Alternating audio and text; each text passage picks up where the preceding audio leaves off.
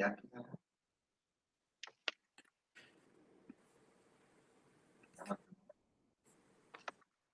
Falta la transmisión. ¿Cómo?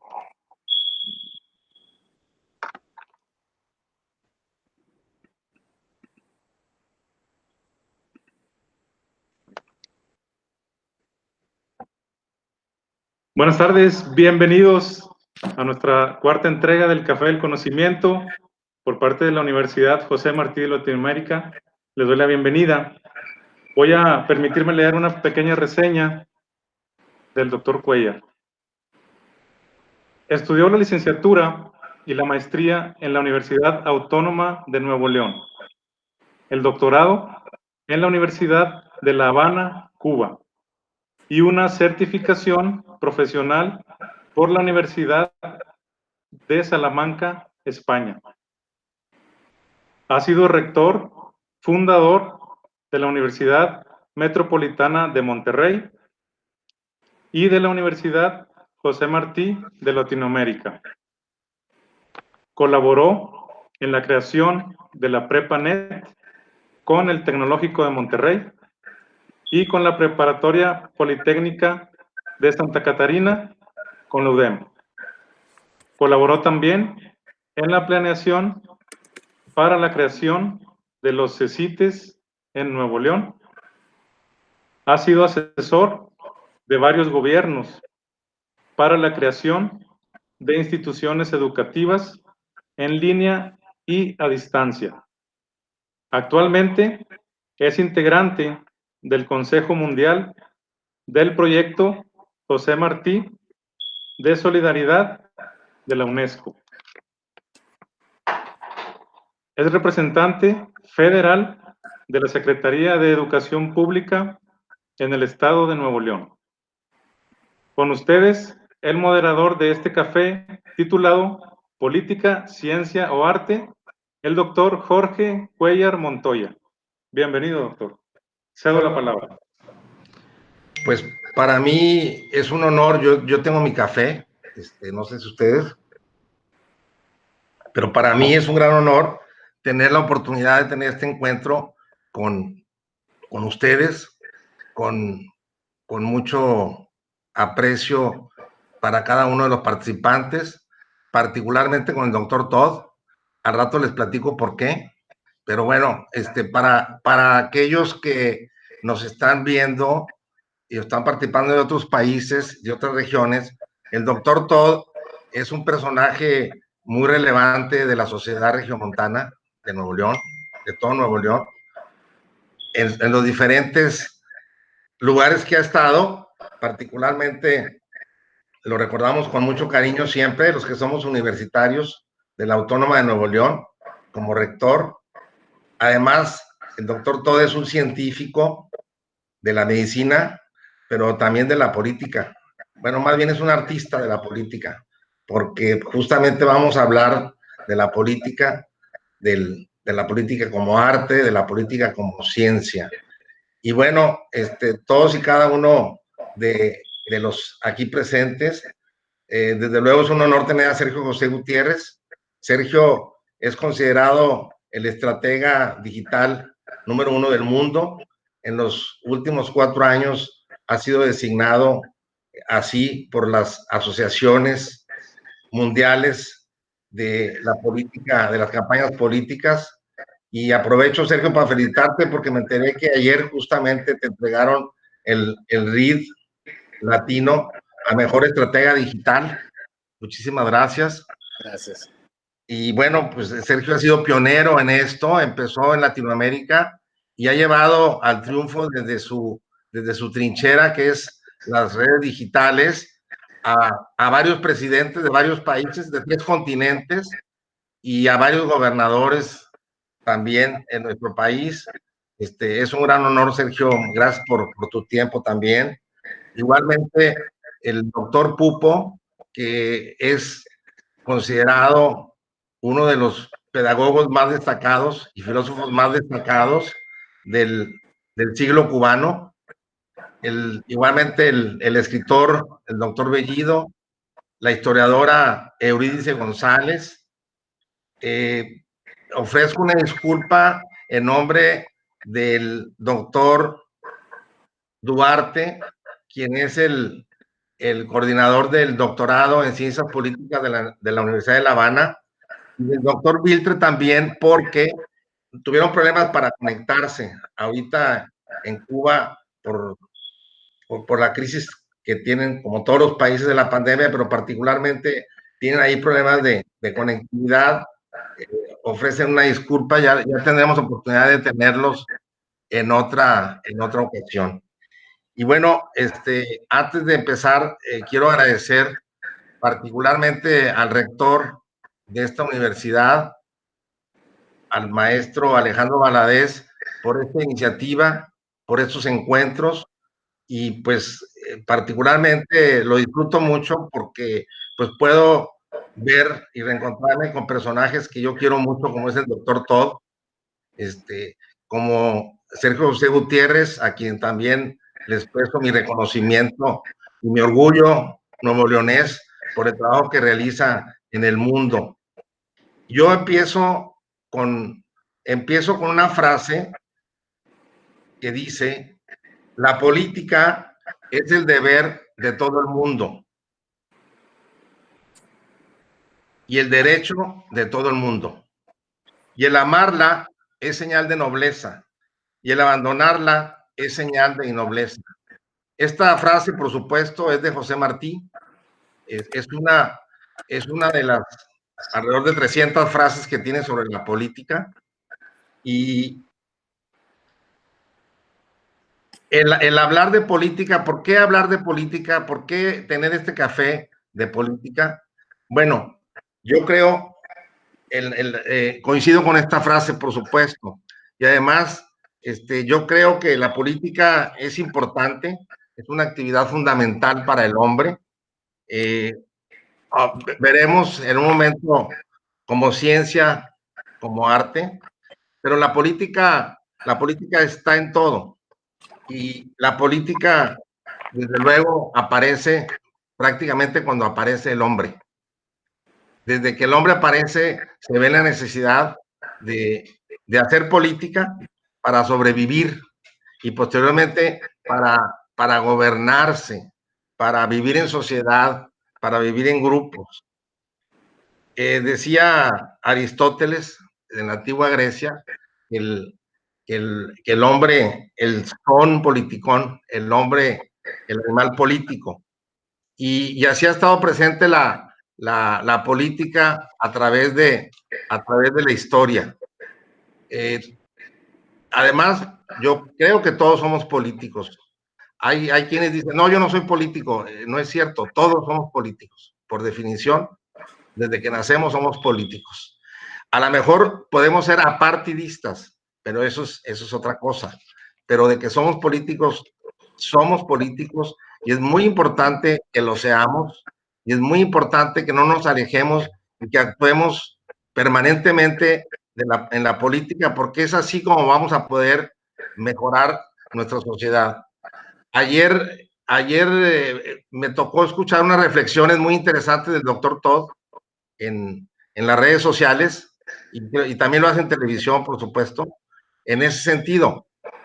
Y qué bueno que está aquí el doctor Todd, porque al rato le voy a pasar la palabra para que, por favor, hagan algunos comentarios. Yo nada más quiero hacer insistir un poco en la importancia de la política, en la importancia de que todos actuemos para tener mejores políticos y que le cerremos las puertas a los malos políticos.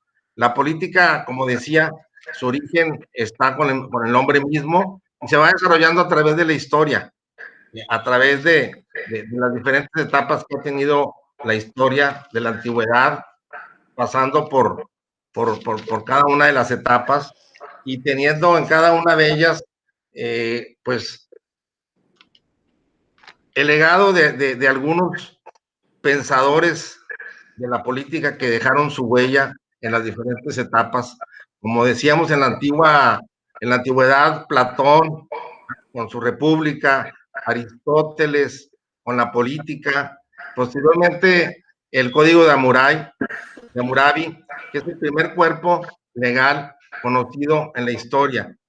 Posteriormente, ya en la transición entre la antigüedad y el medioevo, aparece también ahí la figura de San Agustín. Y de ahí en este recorrido histórico podemos pasar luego en un recorrido rápido por Erasmo de Rotterdam con su elogio de la locura, Tomás Moro con la utopía. Luego por ahí nos encontramos más adelante con la reforma y contra la reforma. Desde luego también la participación de Montesquieu, de Maquiavelo en el Renacimiento. Y más adelante también pasamos a la modernidad con la participación muy relevante de Immanuel Kant, de Juan Jacobo Rousseau, de Thomas Hobbes. Posteriormente también tenemos a John Locke, a David Hume, a Hegel, y más recientemente pues el pensamiento de Marx, de Max Weber, de Norberto Bobbio y otros muchos que nos encontramos a través de este desarrollo de la ciencia política, del arte de la política en la historia. Yo quiero empezar pidiéndole al doctor Todd que nos haga el favor de tomar el micrófono para darnos sus reflexiones sobre este tema, doctor, sobre la política, lo necesario, lo importante que es la política, y la política vista como ciencia, vista como artista, como arte. Usted que es un científico y que también es un artista. Adelante, doctor Todd, un honor tenerlo y me da mucho gusto verlo aquí en mi computadora. Espero verlo muy pronto, en vivo y a todo para darle un abrazo muy fuerte. Adelante, doctor. Jorge, ¿me escuchas? Sí, doctor, sí lo escuchamos. Adelante. Bueno, yo creo que la amistad te nubila la conciencia. Yo no soy tan importante como tú dices. Yo soy testigo nada más de la historia de algunas partes donde he estado. Luego le voy a decir porque es muy importante después. Y mira, déjame decirte, yo creo que el título que escogiste es muy bueno, pero voy a sintetizar porque pues, yo me gusta mucho el micrófono, no me quiero ampliar, tienes gente muy importante a tu lado. Yo voy a sintetizar. Me gusta el título por esto. Yo siempre he creído que la ciencia y el arte son los pilares de la civilización. La ciencia porque transforma el medio ambiente, el arte porque lo espiritualiza, y que la política es solo la gerencia del cambio. Y yo siempre he pensado que cuando la ciencia se aleja de la política pierde su reproducibilidad, pierde su metodología y bruscamente se encuentra con la contraparte negativa, que en lugar de ser, como decías tú, la de Aristóteles, que era servir, la parte negativa es el poder. El poder como fórmula de tu minusvalía personal que quiere una autoestima a través del control de los demás. Y el poder en sí mismo es una enfermedad. Y el mucho poder ya se convierte en una mucha patología, que es lo que ha probado el ejercicio irrestricto del poder desde tiempos inmemoriales, como tú has señalado en la historia. Previamente a los griegos, lo que se buscaba era el poder territorial, de ahí las guerras previas al siglo cero. Posteriormente, los griegos definieron como policiudad, política del arte o la ciencia de servir a la ciudad. Y el acto de servir es muy importante en el fenómeno de trascender y en el fenómeno también de generar una verdadera felicidad en tu interior. El que da se engrandece, el que recibe se enservilece. Eso es algo de Parménides. Después de los griegos, que eran muy soñadores, vinieron los romanos con su código romano muy importante, con el inicio del parlamentarismo, con el Senado, pero los romanos combinaban el ejercicio de servir, pero fundamentalmente el ejercicio del poder. Y el poder territorial los convirtió en conquistadores.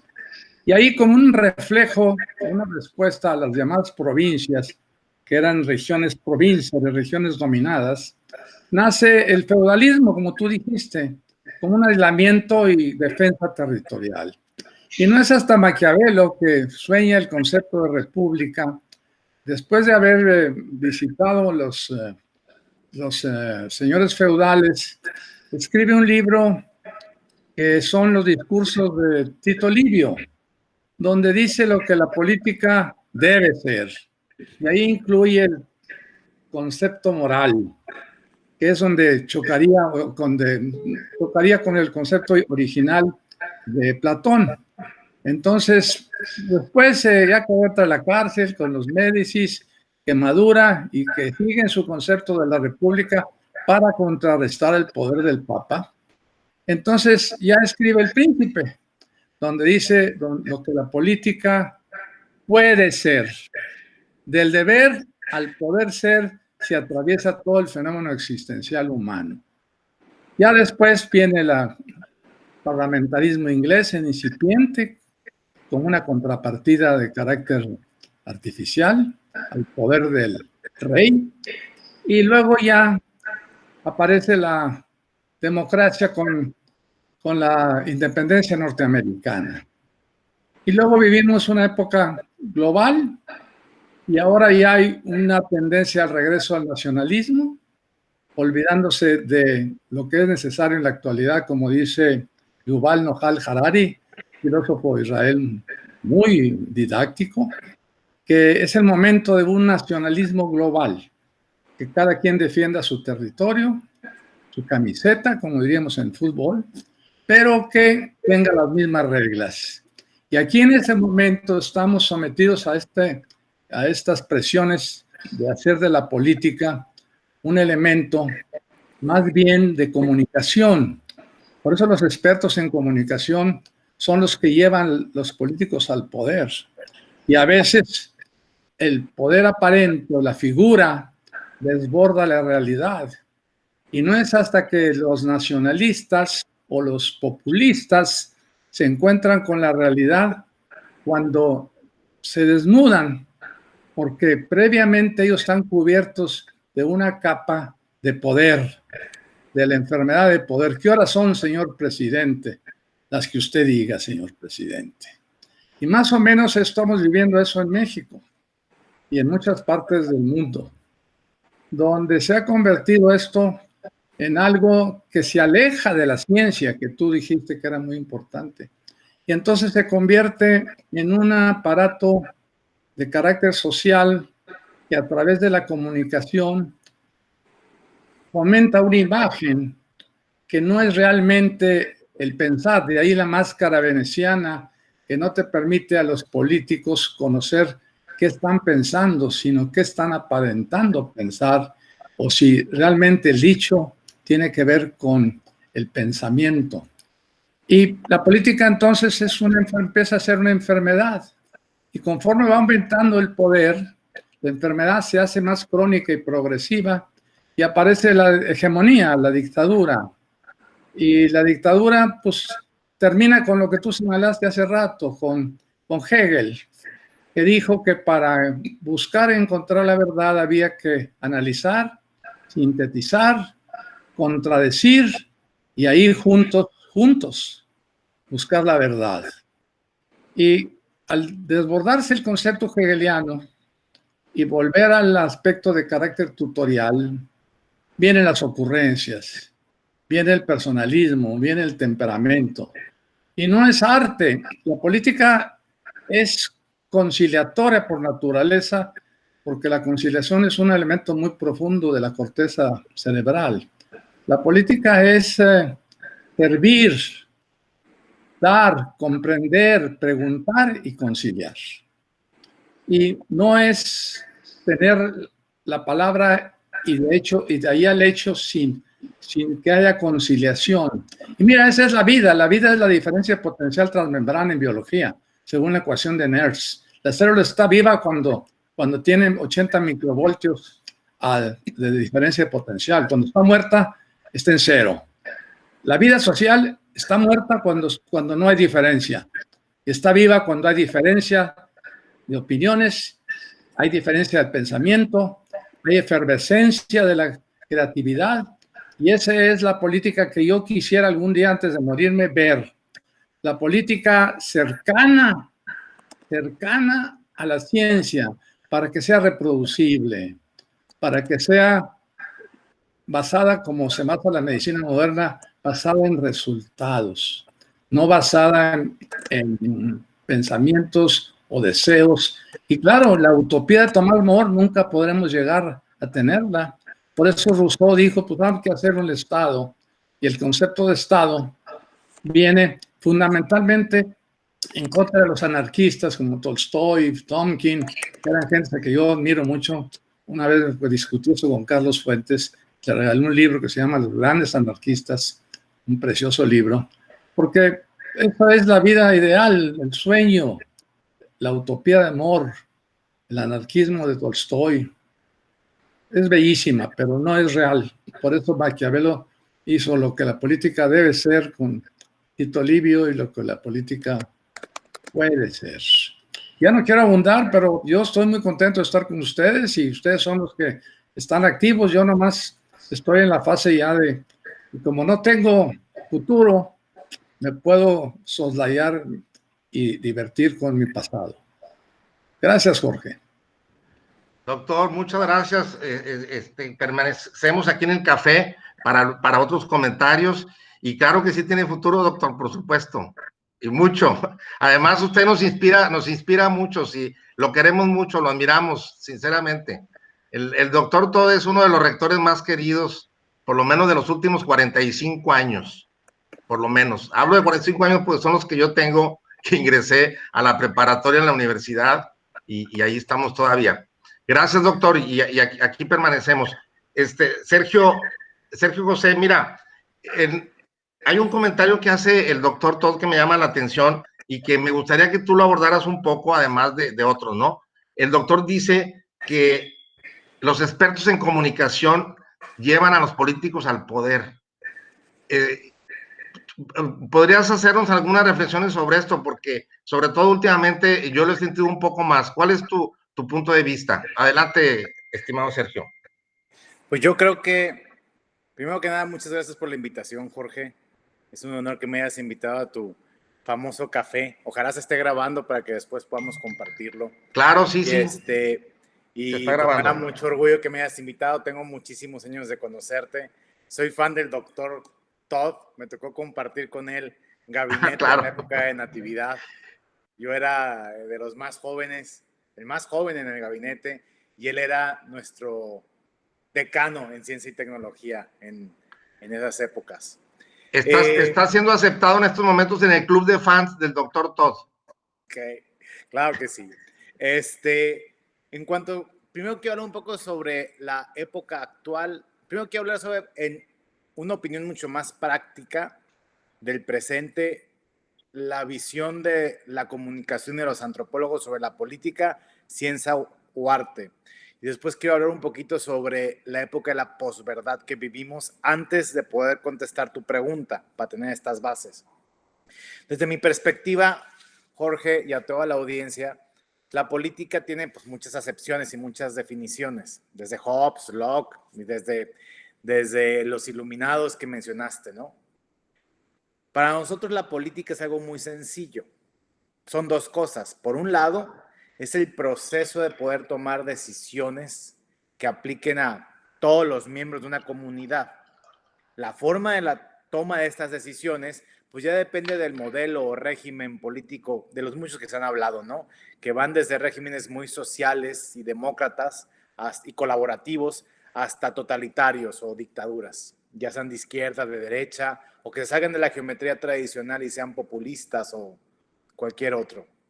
Pero entonces la política es este proceso de tomar decisiones que aplican a todos los miembros de una comunidad. Sin embargo, también la política para nosotros es el arte de hacer las cosas posibles. Ahora, si esto es para nosotros la política, la ciencia, ¿qué es una ciencia? En una definición muy simplista, pues ya lo dijo el doctor Todd, ¿no? Es de alguna forma la sintetización, pero también la observación, la experimentación, el correr ciertas hipótesis. Y esto pues radica en buscar mejores prácticas, repetirlas, experimentar, usar, vaya, el método científico para poder lograr hacer tanto las cosas posibles o tomar decisiones por todos los miembros de una comunidad. Y para lograr esos dos objetivos de la política se requiere la comunicación, porque si algo tiene en común todas las definiciones de política es la sociedad, ya seas electo por ella, ya sea que tomas decisiones por ella o los representas. Y la comunicación entre los seres humanos es básica. Y la comunicación también tiene la misma pregunta, si es una ciencia o es un arte. Y es ambas cosas, sobre todo si definimos que el arte es crear, mucho más allá de algo gráfico, ¿no? El arte es crear. Sin embargo, tiene una base científica porque se tiene que observar y experimentar. Ahora, en este momento vivimos una etapa de hiperconectividad. Más ahora con el coronavirus, la conectividad va a subir impresionantemente. Vamos a llegar a los 90% a nivel mundial de conectividad, al menos en el mundo desarrollado y en vías de desarrollo. No sé qué pasará todavía en el África subsahariana, pero en el resto del mundo se va a llegar a niveles altísimos. De hecho, no sé si va a cambiar la historia del coronavirus, pero sí aseguro que la va a acelerar, la va a adelantar. Ahora, esta época de hiperconectividad trae nuevos trastornos sociales, nuevas enfermedades sociales y nuevas histerias sociales. Por ejemplo, la posverdad está en su pleno apogeo. ¿Qué es la posverdad? Es el consumo de noticias o de verdades, de impulsos, de información, de forma que te acomode a tu propia ideología. Por ejemplo, de un ejemplo muy mundano, si yo soy pro animales, que de hecho lo soy, y si tú fueras, Jorge, pro taurino, o sea, en contra de los animales per se, y si saliera hoy una nota donde dijeran, salieran dos notas, una nota diría, si los toros de Lidia, si cerramos las faenas taurinas, se extinguiría esta especie porque solamente se cría para las faenas taurinas, para las corridas de toros. Esa nota, si yo soy ambientalista o proanimalista, no la voy a consumir, la voy a descartar. Sin embargo, tú vas a volverla parte de tu repertorio para construir tu argumento a favor de que las corridas de toros deben mantenerse porque es un arte y es patrimonio de nuestro país o de nuestra cultura. Sin embargo, si mañana sale una nota donde dice que la Universidad de Martí dice en un estudio antropológico o psicológico que el ver a los toros genera violencia en la formación de alguna parte del cerebro o de las emociones, que luego desencadenan otros tipos de violencias familiares o de algún otro tipo en la sociedad, esa nota yo la haría parte de mi repertorio para mis argumentos en contra de las corridas de toros, pero tú la descartarías, Jorge. Esta es la época de la posverdad, que es algo que está sucediendo en este tiempo de hiperconectividad. Entonces, partiendo de esto, sí, los que nos dedicamos a la comunicación estamos, por un lado, llevando a los políticos al poder. Cada vez tenemos que ver más en esto. Sin embargo, también logramos mantener a los políticos haciendo su labor correcta o incorrecta. Y esa ya es una decisión del político. Por ejemplo, habrá políticos que quieran ser líderes y que en lugar de tener una comunicación alta, nos contraten no para una alta reputación, sino que nos contraten para que haya voceros suficientes para que el mensaje llegue y se ejecuten acciones. Ahorita doy un ejemplo. O habrá políticos, tal vez equivocados, no lo sé, que solamente nos contraten para mantener su reputación alta, más allá de que hagan una buena función o no.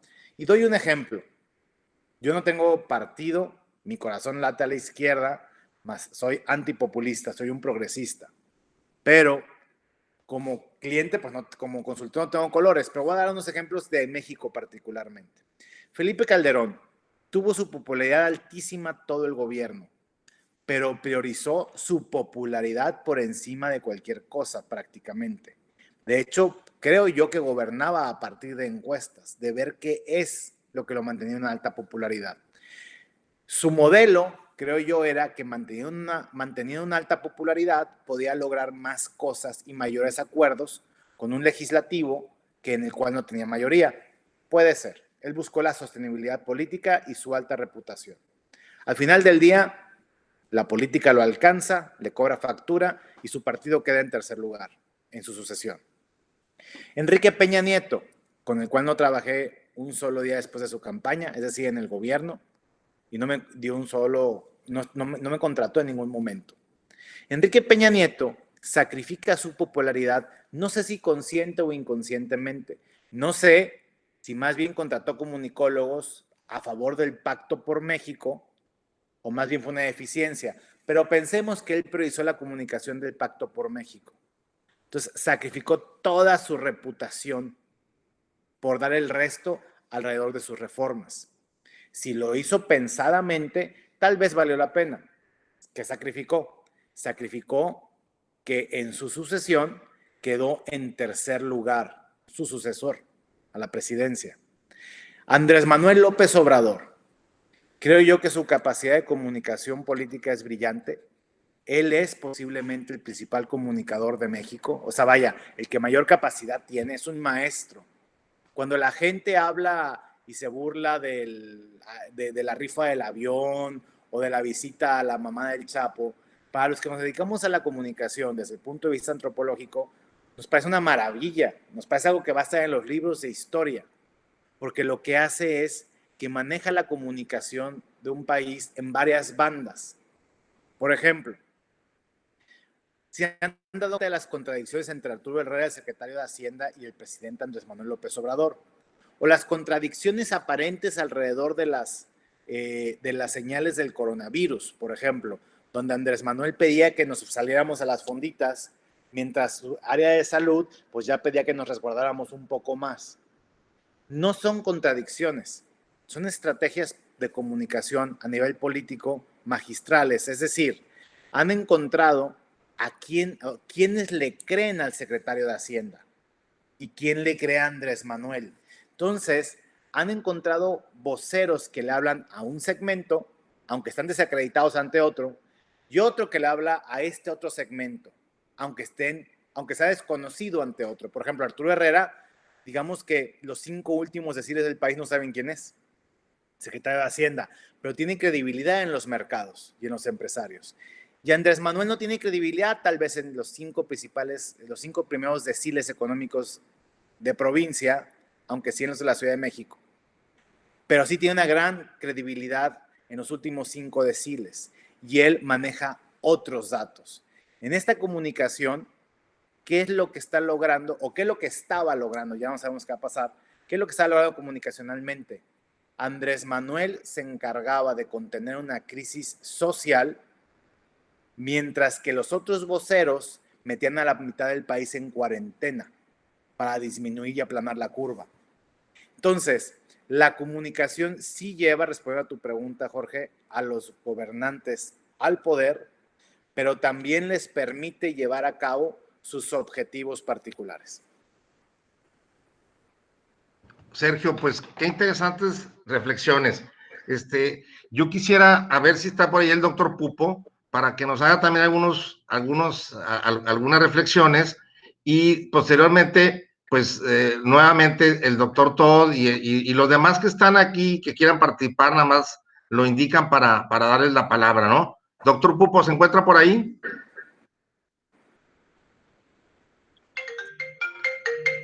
Doctor Pupo, no está por ahí.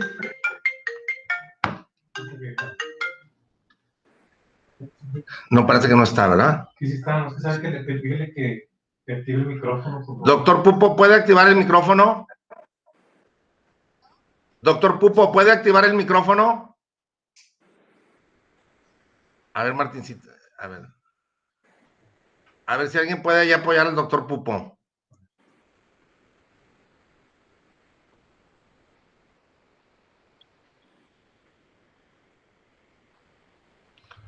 A ver, un segundito, porque creo que hay un problema técnico.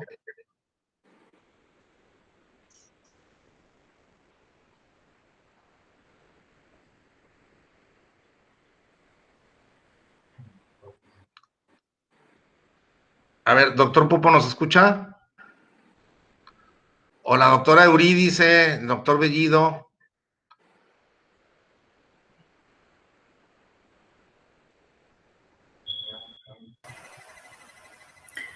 A ver, doctor, si quiere...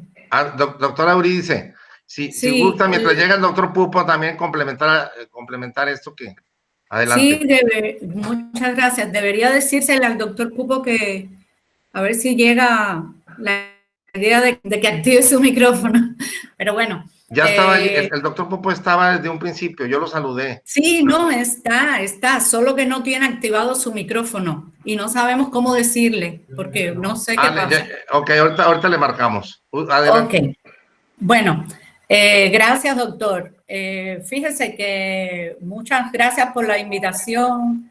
Me siento muy feliz de compartir otro Café del Conocimiento con usted y con todos los maestros y personas presentes a los cuales estoy mandando un saludo y conociendo también, ¿verdad? Teniendo la oportunidad de conocer a algunos de los participantes en este Café del Conocimiento.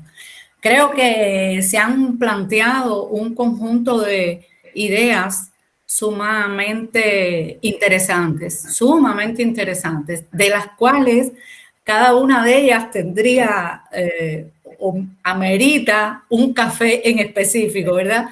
Porque la verdad es que son muy motivadoras, pero además muy del presente.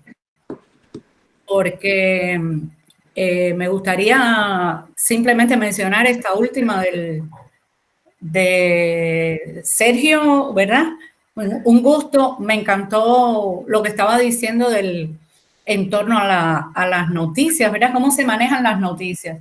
Quizás trayendo un recorrido por la historia de lo que es la relación arte y política, que era el centro de nuestro encuentro de hoy, sería fabuloso pensar que la política no simplemente ha sido dictada por los tiempos, sino que también esa relación dialéctica existe desde los momentos históricos que se han vivido y las necesidades de incorporar el arte, de relacionar a las personas, ¿verdad? O sea, porque además de administrar, además de gobernar, además de ejercer un poder, se ejerce ideología y se relaciona históricamente unas personas con otras, las familias, desde la gens, desde la tribu, hasta las comunidades que vivimos hoy, comunidades humanas, en definitiva, con sentido antropológico, así como plantea el maestro, pero son comunidades que adquieren sentidos políticos también a partir de la ideología y a partir de las ideas que las definen, que las relacionan o que no las relacionan. Y ahí el papel de la relación a través del poder político, yo diría que es bastante decisivo, ¿verdad? Y en eso, pues, las noticias, en la época en que vivimos, que vuelan, que ya sabemos que cuando estamos hablando ya estamos en el aire, que ahora cuando estoy yo diciendo lo que pienso, me están escuchando quién sabe qué cantidad de personas, más allá de los que están aquí participando, pues obviamente el tiempo en que vivimos y en el que hacemos política y en el que participamos en la política, hoy en día es volátil si lo comparamos con los tiempos pasados. Y yo creo que un papel importante que nos preocupa a todos es el papel que están jugando los medios. Y esto de las tecnologías de la información y las comunicaciones tienen una carga y ocupan un papel esencial en la manera en que hoy se hace política. Entonces, por esa razón yo pienso que los medios hoy son también quizás principales instrumentos de hacer política. ¿Cómo llegan los representantes de los partidos políticos a las más intrincadas poblaciones y familias? Está en las manos hoy de los medios. Por eso la responsabilidad política y la responsabilidad ideológica es creciente y presente en el mundo en que vivimos hoy, así como decíamos en el de la posverdad. Entonces, a mí me gustaría separar aquí lo que de alguna manera Sergio tocaba, que era tener un partido político, ¿verdad? O como antes se le decía, el partidismo, ¿verdad? Ya no es un término que se repita mucho, pero tiene una carga importante desde el punto de vista político. O sea, no estamos obligados a tener quizá en el mundo de hoy un partidismo en la política. Como él decía, pues no, quizás no es partidario de una manera específica de un partido político, pero sin embargo hay una participación política explícita e implícita en todo lo que hacemos hoy. Y esto de pensar en la política y como el arte de relacionar a las personas y como un arte comprometido con las carencias, las ganancias y el progreso de la humanidad, yo creo que ahí trasciende cualquier otro concepto de política, que son muchos, ¿verdad? Porque podemos aquí traerlo desde la historia y la política, desde la historiografía. Yo como historiadora digo, bueno, pues esa tendencia, esa corriente historiográfica tan importante que es la historia política, que quizás es la más conocida, porque justamente es la más manejada desde la política. Cuando establecemos que la humanidad va viviendo de acuerdo a formas de poder, ¿verdad? Regímenes, y no lo miramos antropológicamente, cómo ha venido desarrollándose la humanidad, nosotros estamos tomando un partido en la política, estamos tomando el partido, el sesgo de la historia política, y no es la única, porque en esa interrelación política, en realidad, establecemos relaciones entre la gente, entre los seres humanos, en cualquiera de las épocas. Entonces, si lo miramos solamente en el sentido de la historia política, pues ciertamente estaremos comunicando y estaremos relacionándonos, ya prácticamente marcando un tipo de régimen o marcando un partido político en específico. Y a donde vamos como arte es a trascender ese sesgo en la relación entre las personas y los seres humanos en un mundo tan complejo como el que vivimos hoy, donde en realidad se decide en cierta medida el destino de la vida y estamos entre la vida y la muerte, ¿verdad? Entonces sí me gustaría llamar la atención en este sentido y totalmente de acuerdo en el papel de los medios, que me parece el más del presente, vamos a decir, ¿verdad? Lo que nos tiene aquí a todos hoy, de hecho, reunidos. Muchas gracias. Muchas gracias, doctora Eurídice. Pues estamos esperando al doctor Pupo, ojalá pueda conectarse. Nos quedan todavía como 10, 20 minutos de este café. Yo quisiera aprovechar el doctor Todd, si pudiera tener otra intervención, doctor. No. Sí, mira, Jorge, yo quiero ser muy sintético con José Gutiérrez, que me cayó muy bien, no me acordaba de él. Tiene toda la razón del mundo. Es el mejor comunicador que yo he conocido, porque nos vende su bondad, su bonomia, su religiosidad. Es un predicador, más que un presidente, es un predicador. Desde el púlpito predica. El problema de la comunicación, que yo conocí a Alvin Toffler y me lo pronosticó hace más de 40 años, cuando vino aquí a Monterrey, y pronosticó todo lo que iba a pasar, más o menos, latino como futurólogo. El problema de la comunicación es que tiene una enemiga, que es una diosa, una musa que te embeleza, que te acaricia y que luego te confronta con tu peor enemigo, comunicólogo, la realidad. Cuando tú le llegas a la realidad, entonces ya se acabó la falsa comunicación y la falsa verdad. Cuando tú llegas a un país y le dices, voy a tener 2 millones de nuevos empleos, y de repente te das cuenta de que tienes 325,000 perdidos. Y cuando llegas a un país y le dices, estoy muy bien, y tu Producto Interno Bruto este año va a caer una caída del 7%. Y cuando le dices a un país, fíjate que abrázate, y de repente aparece la mortandad de un elemento, de un virus que nos ha desnudado todas nuestras falacias. Además, otro comentario interesante que yo aprendí a lo largo del tiempo. Mira, el amor, la política y el arte, ahorita hay comentario del arte, y el fútbol se miden por resultados. Cuando yo era presidente de los Tigres, llegaban, oye, les decía, ching, qué mal jugaron, hombre, qué bruto. Me contestaba un filósofo campirano, Chava Carrillo, me decía, oiga, doctor, ¿quiere que juguemos bien y que perdamos? ¿O quiere que juguemos mal y que ganemos? No, pues mejor gane. Entonces, los resultados, esa es la diosa que es tu antídoto, comunicólogo. Porque cuando ya viene la cruenta realidad de que no puedes comer, que no puedes salir, pues te enfrentas a una realidad que desborda cualquier comunicación. Eso decía López-Gatell, ¿alguien va a poder permitir que el virus sea un ídolo de la época?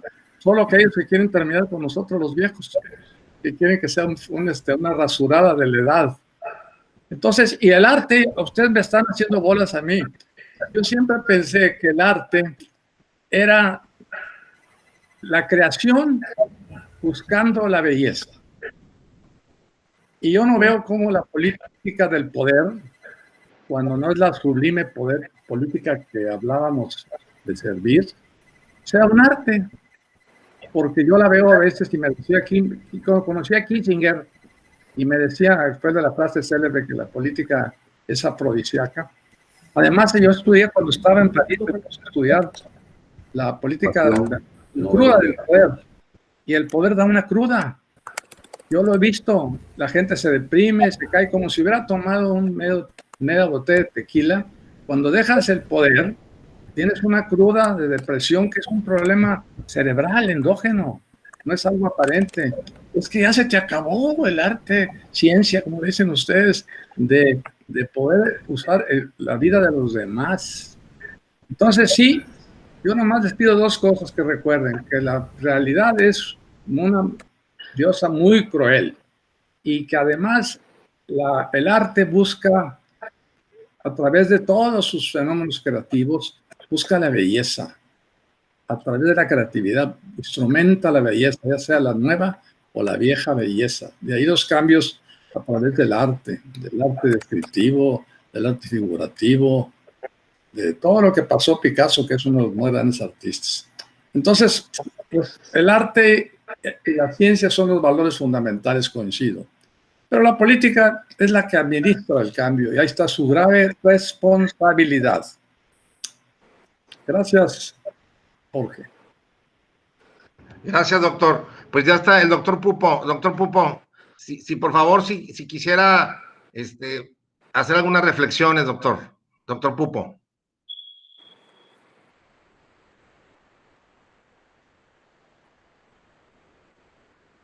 Doctor Pupo, tiene que activar su micrófono.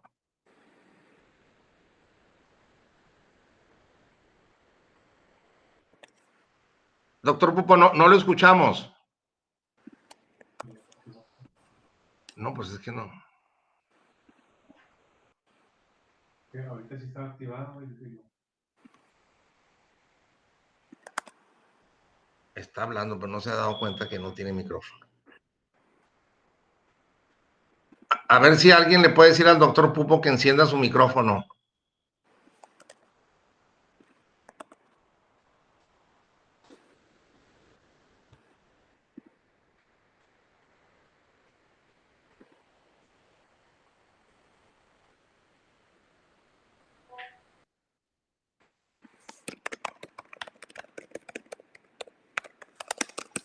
Bueno.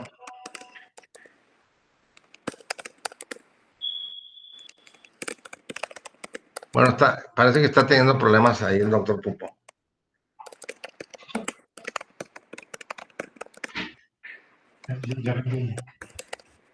Habla con... Sí, estamos... Ahora sí. Ahora sí, ya. Sí, doctor, adelante. Sí. Es que cambié de computadora. ¿Me escuchan? Sí, doctor, adelante. Bueno, yo encantado, porque los compañeros que me han antecedido han puesto tantas cosas bellas, tantas ideas importantes y reflexivas y que nos llevan a la reflexión. Me encantó mucho cuando el doctor Todd planteó de que la ciencia y el arte son el fundamento, la base, etcétera, de la civilización. Esa es una idea, yo creo que clave, y que en ese sentido nos conduce a decir de que la política es ciencia y arte al mismo tiempo. Pero ¿por qué siempre se establece esa dicotomía? O es ciencia o es arte, no solo para la política, en muchos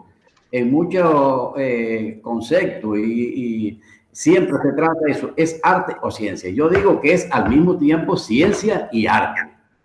Es ciencia y arte. ¿Por qué? Sencillamente porque posee un objeto, la política posee un objeto y una serie de conceptos, principios, etcétera, que explica ese objeto. Y por tanto la política es ciencia y al mismo tiempo, por su carácter creativo, como decía el doctor comunicólogo, también tiene una función creativa, en tanto la imaginación ocupa un lugar central. Pero ¿qué sucede? La racionalidad moderna lo dividió todo y entonces existe la ciencia y existe el arte por separado. Para ello, primero el arte no es ciencia, porque todo es ciencia y conduce a la verdad si reúne los requisitos que tiene la ciencia, es decir, método hipotético deductivo y que tenga pudiéramos decir, verificación empírica de los datos. El conocimiento o el saber que no se adecua a eso no es ciencia. El saber que según es esa visión, esa separación que se ha hecho. Pero no, la ciencia, la política es ciencia y arte al mismo tiempo.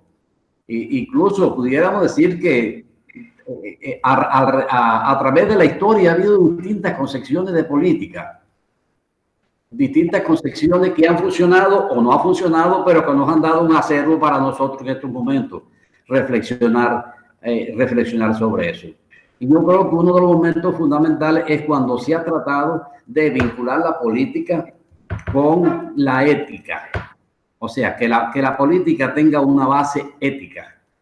Creo que en eso José Martí hizo mucho y otros comunicólogos y filósofos españoles y mexicanos también han trabajado mucho de que tenga una base ética. Porque sí es cierto que la política tiene que ver fundamentalmente con las relaciones que hay de clase y no clase en una sociedad, pero siempre se funda en esa relación que hay entre gobernante, gobernado, dirigente, dirigido. Siempre va de una forma u otra, va a mediar eso. Entonces, ¿qué necesitamos? Una base axiológica, fundamentalmente ética, que pueda mediar en esa relación y que entonces los intereses políticos vayan a representar los intereses de las grandes masas. Porque a veces dice la gente, no, la poli griega, o sea, tratando de ver que la política representa los intereses de las grandes masas a partir de su origen, a partir de la poli. Pero no podemos ver eso. La poli, cuando se hablaba de la ciudad, en la ciudad no entraban todos. Los esclavos y otras clases de poseídas no formaban parte tampoco, no formaban parte de ello. Entonces yo creo que lo más importante en este sentido, me parece, es cómo en las proyecciones políticas, cómo podemos desarrollar, ahí juega un papel muy importante la educación, tanto en el hogar como en la escuela. O sea, cómo nosotros podemos revelar, construir valores que sirvan de norma de conducta y de convivencia social estables, que desde la niñez ya empiece a funcionar y que después no domine solo el poder y los intereses de determinada élite o de determinado grupo. Por lo demás, estoy de acuerdo con el doctor Cuellar. Todos somos políticos, todos hacemos política de una forma u otra, porque son relaciones que se establecen en ese mundo cotidiano, en ese mundo social, mundo cotidiano y social.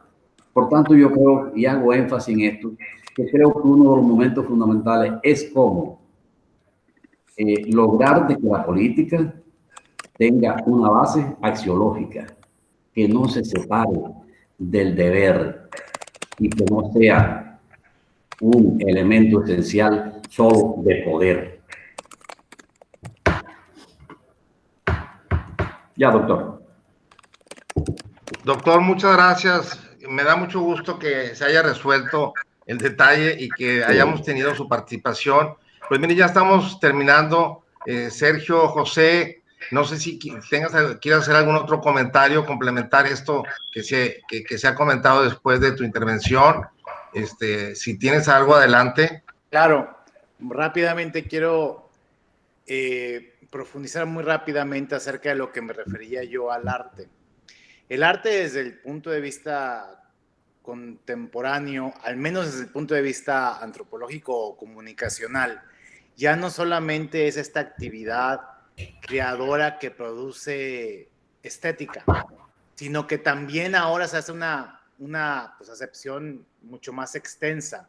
Ahora es alrededor también de talento, habilidad, capacidad, alrededor de la creación, ya no solamente acerca de la belleza. La parte del arte alrededor de la belleza, más alrededor de las bellas artes, pues ya sí, obviamente lo seguimos usando, pero también tenemos esta nueva acepción, particularmente alrededor del talento, de la habilidad. En cualquier caso, pues la belleza está en el ojo del espectador, ¿no? Y pues ver lo que hizo Kissinger en su momento, en sus estrategias o estratagemas, pues no deja de ser bello para muchísimos de los estudiosos de las relaciones internacionales. Pero la comunicación no sustituye a la política y la comunicación no es la política. La comunicación solo es una parte de la política. Así como la política no solamente es pensar o no solamente es actuar, también hay una parte de donde hay más de un individuo involucrado en la política. Y ahí es donde entra la comunicación. Y lo que pretendo hoy no es hacer una apología de la comunicación alrededor de sus consecuencias en la praxis política, sino más bien una descripción de lo que sucede hoy en día. Y si bien la realidad con la que se topan los políticos es una, desde la perspectiva de la comunicación, la realidad es percepción hoy en día. Insisto, no busco hacer una apología de la comunicación, pero eso es el día de hoy en la práctica. Y quiero, por ejemplo, concluir con un ejemplo, que es tanto ciencia como arte alrededor de la política y la comunicación. Nosotros tenemos un laboratorio que se llama Rizoma, que dije Gaby Morán. Y este laboratorio está haciendo una investigación sobre el rencor social. En esas histerias que hablaba sociales y que tienen que ver con la política, porque todos estamos involucrados, en plena época del coronavirus, está generando un rencor cada vez más fuerte. ¿Qué es el rencor social? La ciencia lo puede estudiar muy sencillamente y es generado por cualquier abuso o injusticia que un segmento considera que fue hecho por el otro. Cuando en plena cuarentena el 80% de los mexicanos considera que la cuarentena es un lujo, porque muchos tienen que trabajar ese día para comer al día siguiente, cuando hay un porcentaje de mexicanos, como el 20 o 30%, que sigue compartiendo en las redes cierto tipo de comentarios que aún ahonda o profundiza el rencor social, es decir, esta injusticia. Doy algunos ejemplos. El que en San Pedro, Garza García, Nuevo León, haya una mujer en todo su derecho cantado ópera imitando a España, genera a la hora de postearlo en redes sociales y que le llegue a la gente cuyo tema es la supervivencia del día a día, tanto en salud como económica, cierto rencor social. O cuando tres chavas hablan con felicidad de cómo su papá fue el primer contagiado de coronavirus y lo hacen en una forma condescendiente, también genera rencor social. O cuando estamos hablando que la crisis nos va a unir, o cuando estamos hablando sobre medio ambiente y cómo los delfines están en Venecia recuperándose, o los osos en San Pedro, también se ahonda el rencor social. Y esos son estudios científicos que les permiten luego a los gobernantes o a la sociedad crear arte, es decir, soluciones para poder disminuir el rencor social y no precipitarnos en estallidos sociales, como ya está pasando en el Estado de México y en la megalópolis, donde ya empieza a haber saqueos en diferentes centros comerciales. Pero saqueos no por una necesidad económica solamente, sino impulsados por este rencor social del que hablo. Sergio, también se habló aquí de la ética y la política. Yo te quiero preguntar, como en tu papel de consultor, porque tú también eres político y eres muy político, pero en tu rol de consultor, ¿cómo le hace un consultor si la idea es que tú vas a hacer ganar al candidato? Pero ¿qué pasa cuando el candidato es una mala persona? Vaya, o sea, como que no es deseable que gane, como que no es bueno que gane, porque ¿qué momento es ese? ¿Cómo en tu experiencia personal, o tú cómo ves eso? Yo lo que hago es que tengo un criterio, pero quiero hacer una aclaración. Yo no hago ganar a un candidato, ni mi equipo. Contribuimos al triunfo de un candidato. Que un candidato gane o no depende de muchísimos factores exógenos a una estrategia, claro, ¿no? Hasta el universo tiene que conspirar a favor de él. O sea, es algo mucho más complejo que me contratas y ganas. No, y además soy un componente de más consultorías que tienen que participar para que un candidato gane, siendo el principal componente el candidato mismo. Es el que principalmente lleva el mérito de ganar y de perder una elección. Segundo, las circunstancias, y tercero, ya los ejercicios de la campaña misma. Ahora, en el caso de nosotros, dentro de nuestros valores que os tenemos escritos y publicados, nosotros no trabajamos con ningún candidato que en el momento del contrato no hubiéramos votado por él si pudiéramos votar. Es decir, hemos rechazado candidatos presidenciales y a gobernadores donde a la hora de entender un poco sobre él o sobre sus valores o sobre su praxis, nos damos cuenta que no hubiéramos votado por él. Ahí decidimos no firmar. Y hemos dejado de estar en campañas de gobernadores e inclusive de presidentes porque no hemos compartido su forma de ser. Pero normalmente nuestra definición es, en el momento contractual, y el contrato puede ser verbal o físico, como sea, pero en el momento contractual, si vamos a entrarle, tenemos que poder haber votado por él si hubiéramos estado en condiciones de voto, ¿no? Ya durante el proceso, la mayoría de los candidatos te van decepcionando porque vas conociendo su naturaleza humana. Y es una curva, primero estás muy emocionado con él o ella, baja y luego vuelve a subir. Yo me imagino que es como el inicio del matrimonio, ¿no? Que primero hablan muy bien y luego ya no aguantas cómo dejó la pasta de dientes. Es igual con un candidato. Sin embargo, el momento crucial es, compartimos valores y visión, votaría por ti o no, y ahí seguimos. Ahora, cuando estamos en el gobierno, nos podemos retirar o no coincidimos en una política que va a llevar a cabo comunicacionalmente hablando. Muy bien, Sergio, muchas gracias, muy, muy interesante. Y bueno, ya vamos a terminar. Doctor Todd, un último comentario antes de terminar y despedir este café del conocimiento, si es tan amable, doctor. El doctor Pupo dijo una palabra que se nos olvidó y es muy importante. Dijo ética. Y es que la política, si no tiene un marco ético de comportamiento, simplemente me da gusto, como dijo José Gutiérrez, que él comparte con el candidato, si no, no le entra. O sea, no es como un abogado que tiene que defender de oficio. Quiero hacer una pregunta a Gutiérrez porque me parece que sí es un expertise. ¿Cómo? Yo estuve en Estados Unidos 4 años, en el noreste. Estuve en Cornell, Washington U, Georgetown, iba a Boston, en fin, conocí gente tan inteligente, tan capaz, científicos, filósofos, sociólogos. Realmente en ese momento admiré mucho yo la cultura norteamericana, que muchos la desprecian. Además, su capacidad de creatividad científica es enorme, su respeto a la cultura que han comprado. O sea, es un gran país. ¿Por qué votaron por Trump? Hablando de ética y hablando de... Sergio, adelante, Sergio. Lo respondo rápidamente. Pero Sergio, tú apoyaste a Clinton, ¿verdad? Yo estuve con el lado de Clinton y me invitaban De Hillary. Podía haber participado de los dos lados, pero en esa ocasión, y de hecho todavía, pues mi aspiración humana era estar con los demócratas. Como estuve en la campaña participando del PSOE en España, y mi aspiración humana era estar con el PSOE, no con el PP. Esa es mi parte, pues, humana, que no deja de existir, ¿no? No aspiraba a estar con los republicanos ni con los de la derecha, pero podía estarlo, ¿eh? Esa era mi aspiración y así entré. Claro. Pero les cuento rápidamente y lo ejemplifico con un estudio, creo que fue del Woodrow Wilson Center. Les preguntaron en encuesta de salida, en un caso de más de 100,000 americanos en encuesta de salida, después de la urna, en una encuesta de salida, este estudio muy rápido.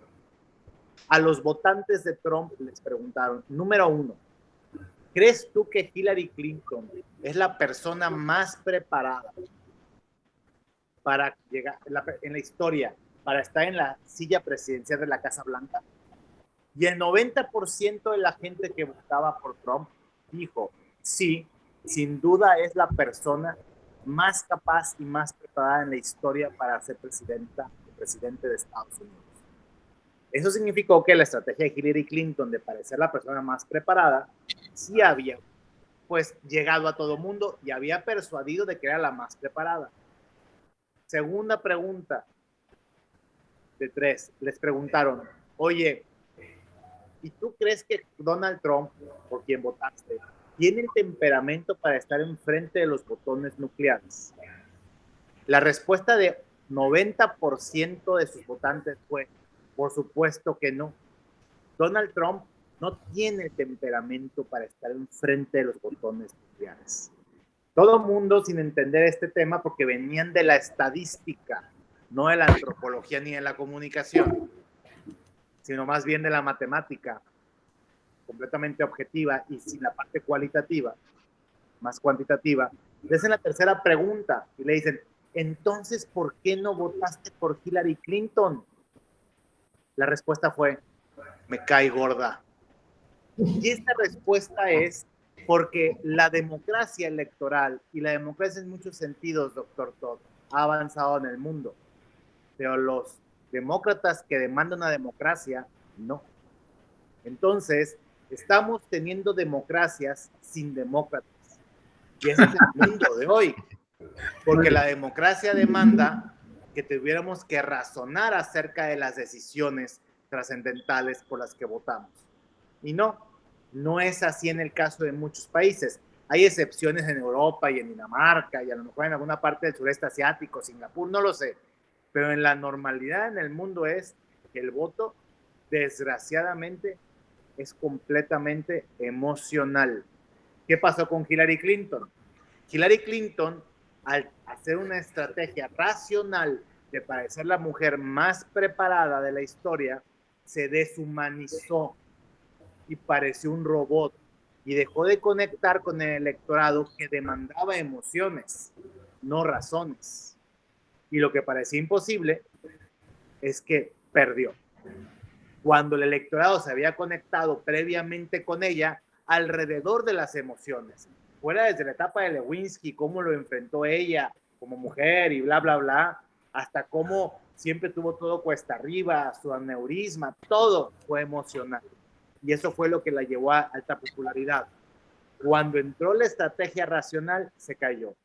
Y esto, por supuesto, constituye un dilema ético constante para los políticos. Secundariamente para los comunicadores, porque los comunicadores dependemos de una estrategia arriba de nosotros que nos dice, comunica esto, encuentra la forma de descifrarlo. Pero el dilema ético lo entiendo y es profundo sobre que tenemos que comunicar emocionalmente a los candidatos, porque racionalmente no hay impacto en la población en el voto. Es decir, las propuestas de un México futuro no tienen tanto eco como la resonancia emocional que genera voy a cancelar tal proyecto, o son la mafia de tal cosa, o voy a cerrar la frontera, o se van todos los chinos. O sea, eso tiene en Estados Unidos, en México y en el mundo, fuera de excepciones de países que han avanzado más en términos de democracia de sus electores. Sergio, muy bien. Pues bueno, yo quiero aclarar que Hillary Clinton ganó en el voto popular, lo cual salva tu invicto, Sergio. Pues sí, pero la aritmética electoral americana no funciona. Sí, muy bien, pero te encargaste del voto latino y ahí sí ganó también en la aritmética, ¿no? De la parte digital, de Latino Digital Desk, su parte digital. Sí. Muy bien. Pues bueno, mire, este café ha estado delicioso, en todos sentidos. Y yo quiero nuevamente agradecer a todos y cada uno de los que han participado, a nuestra audiencia, a los que nos han estado escuchando, tanto aquí como en otros lugares, en otros países, porque sabemos que se conectan a veces de Argentina y de Ecuador y de otras partes, ¿no? Lo de Cuba hoy fue complicado, pero bueno, realmente ha sido un gran honor, y un placer también tener este encuentro. Ojalá lo podamos repetir y bueno, agradeciendo a todos y cada uno. Miren, el doctor Todd, porque dice que yo le exagero un poco, lo que le quiero decir es que tengo pruebas documentales de lo que digo, que son datos duros. Por ejemplo, el doctor Todd es pionero en resonancia magnética en América Latina. Esa es la parte como médico. Pero como político, tengo muchas pruebas de su habilidad como político. Y sí el doctor ejecuta el arte de la política, porque la negociación es un arte y él es un negociador natural. Si no, pregúntenle cuánto dinero le sacó al presidente Echeverría para que apoyara a la Universidad Autónoma de Nuevo León. Eso es un arte. Y bueno, también Aristóteles decía que la política es el arte de lo posible. Entonces, doctor, aunque usted no lo quiera aceptar, usted es artista, además de científico. Y con mucho cariño, doctor, le mando un abrazo y espero que pase pronto esto, porque tenemos que reunirnos para darle un abrazo personalmente. Sergio, muchas gracias por tu tiempo. Sé que estás ocupadísimo, te andan contratando en todo el mundo y te aprecio mucho tu participación, mi reconocimiento siempre. Te conozco desde que eras muy joven en campañas políticas y siempre fuiste líder y siempre fuiste innovador y siempre te has reinventado y eres un orgullo para Nuevo León, te lo digo sinceramente y me da mucho gusto que me tengas en tu lista de amigos ahí en tu Facebook y que eventualmente podamos platicar. Doctor Pupo, pues ya sabe, doctor, que siempre nuestro reconocimiento para usted es nuestro maestro. El doctor Pupo fue mi tutor en el doctorado y ha sido tutor de muchos doctores en el mundo.